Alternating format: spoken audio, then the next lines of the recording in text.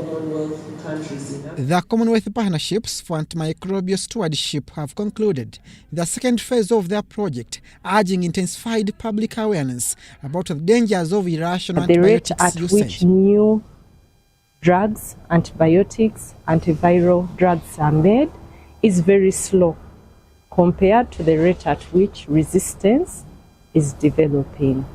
The danger is that if we do not stop, we may get to a point where we don't have any drugs that work, like what happened way back before penicillin was discovered. Anybody can receive or access antimicrobials anywhere. Now, this project worked on sensitizing the patients on irrational use of medicine. So they worked with the patient to advocate, stop them from taking medicine without being prescribed. Experts noted that key contributors to persistent antimicrobial resistance include self-medication and unregistered community pharmacies. They've just been selling medicine.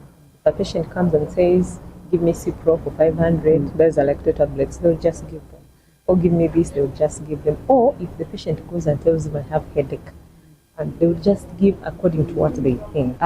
They can still run a profitable business without necessarily selling antibiotics without following the national treatment guidelines. The project was piloted in 4 major government referral hospitals of Lila, Kawempe, Entebbe and Mukono, with focus on strengthening collaboration between doctors and nurses in medicine prescription and dispensation. The leadership was in support of the nurses to have power to be able to audit and give feedback, but also to remind the doctors on the right thing, because they're the ones who are auditing. So the doctors also felt inferior whenever they're audited and given low marks. And so the power relations worked out with the medical superintendent coming out to support, plus the policy which was put in place, and also plus another document which was put on the notice board of all the wards to support, showing that this is the right thing to do. So the nurses gained confidence. The funding for this project came from the government of the United Kingdom.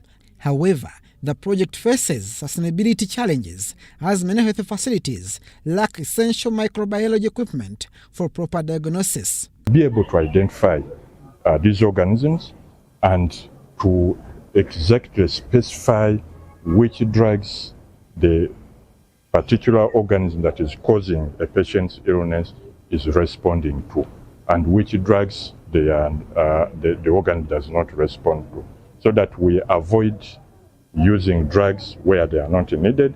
One of the things we're encouraging is for health facilities to prioritize in their budgeting supplies for the laboratory, so that there are enough supplies to do what we call culture and sensitivity for the patients.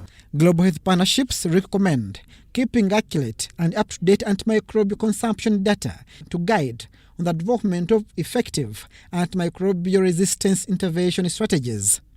Abdunasir Lobwama and Rogers Komagum for UBC.